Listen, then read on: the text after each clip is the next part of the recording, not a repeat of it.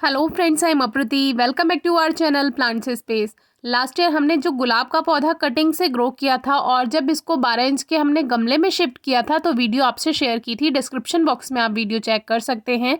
तो इस प्लांट ने हमें पूरे साल फूल दिए हैं। गर्मियों में भी इसने बहुत अच्छी फ्लावरिंग की, जो कि टाइम टू टाइम हम आपसे वीडियोज़ में शेयर भी करते रहे और लगातार इस पे फूल बने ही रहते हैं। और खुशबू इतनी मीठी होती है कि जब मैं इनके पास में बैठी होती हूँ तो मुझे बहुत ही मीठी खुशबू आती है। हमारे कुछ व्यूअर्स के कमेंट्स भी आते हैं कि गुलाब का कौन सा पौधा हमें ग्रो करना चाहिए। तो जब भी आप शुरुआत कर रहे हैं तो आप देसी गुलाब के पौधे से करें, क्योंकि इसमें कम देखभाल करनी होती है और पूरे साल ही इस पे फूल आते रहते हैं।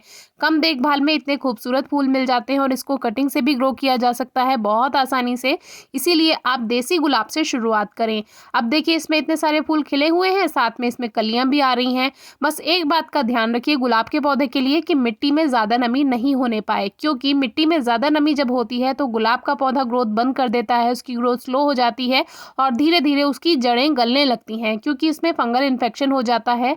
तो आज हम बात करेंगे कटिंग के पौधे के बारे में।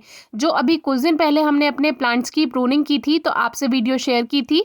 उन्हीं प्लांट्स की कटिंग में से एक कटिंग हमने ऐसे ही लगा दी थी और देखिए इसमें कितनी अच्छी ग्रोथ हो चुकी है और कटिंग में भी कली बननी शुरू हो गई है। और जो इसमें न्यू शूट आएंगी, न्यू शूट में इसमें और भी कली बन जाएंगी, क्योंकि गुलाब के पौधे की ये आदत होती है कि जो जो उसमें नई शूट आएंगी वहीं वहीं से, अगर सीजन है तो वहां वहां से उसमें कलियां बननी शुरू हो जाएंगी।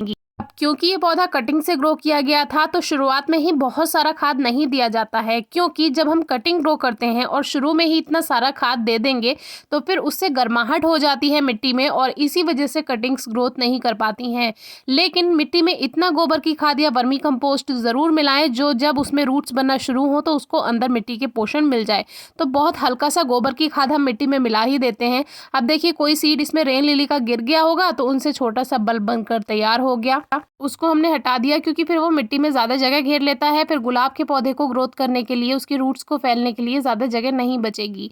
तो अब इसमें खाद हमने अभी तक नहीं दिया था और शुरू में ही जब कटिंग ग्रो की थी तो मिट्टी में थोड़ी सी गोबर की खाद हमने मिला दिया था। और कच्चा गोबर की खाद नहीं मिलाना है, जो अच्छी तरह से तैयार हो चुका हो खाद उसका, यानी कि डिकम्पोज हो चुका हो, वो खाद आपको मिलाना होता है मिट्टी में। इसको हमने अक्टूबर लास्ट में ही लगाया था और आज 23 दिसंबर हो चुका है और कटिंग की ग्रोथ आप देख चुके हैं कि कितनी अच्छी ग्रोथ इसमें हो रही है। पत्तियां भी बन गई हैं और इसमें कलियां भी बननी शुरू हो गई हैं। तो अब हमने इसमें लगभग 1 मुट्ठी के करीब गोबर की खाद डाल दिया है और इसको अच्छे से, जो हमने गुड़ाई की है उसमें मिट्टी में अच्छे से इसको मिक्स कर देंगे।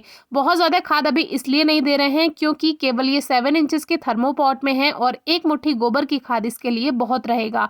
बहुत ज़्यादा खाद भी नहीं देना चाहिए, मिट्टी में ज़्यादा गर्माहट हो जाए तो उससे भी प्लांट सही से ग्रोथ नहीं कर पाते हैं। तो इतना ही ज़रूरी है। गुलाब का पौधा एक हैवी फीडर है, यानी कि इसको ज़्यादा खाद की रिक्वायरमेंट होती है और ख़ास तौर से जब इसका फ्लावरिंग टाइम हो।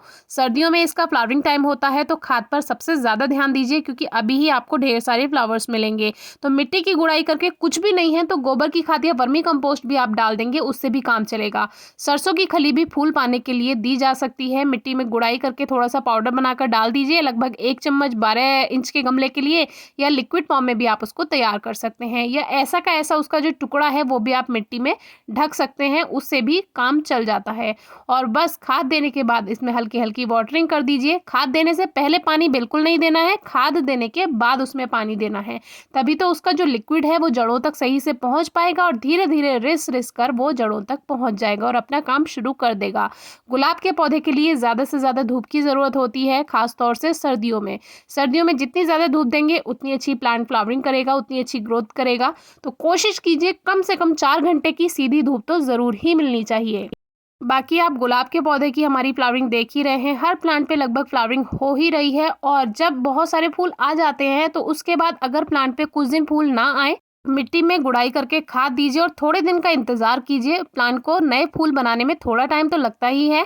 अब देखिए, ये सफ़ेद गुलाब है जो कि देसी गुलाब है, लेकिन इसमें हल्का सा पिंक शेड होता है और जैसे जैसे ये फूल थोड़ा पुराना होने लगेगा इसका पिंक शेड गायब सा हो जाता है और फूल सफ़ेद हो जाता है। ये वाला प्लांट मुझे खास तौर से पसंद है क्योंकि बहुत कम देखभाल मांगता है। देसी वैरायटी है जो कि कटिंग से भी आसानी से ग्रो हो जाती है और इसमें डबल शेड होता है, तो मुझे बहुत पसंद है। और देखिए, कुछ फ्लावर्स इसके वाइट भी खिल जाते हैं। 20 से 25 दिनों में गुलाब को खाद ज़रूर दिया कीजिए। फिर भी अगर कुछ समझ नहीं आता है तो ज़रूर पूछेगा, नमी हल्की ही रखिएगा। Thank you.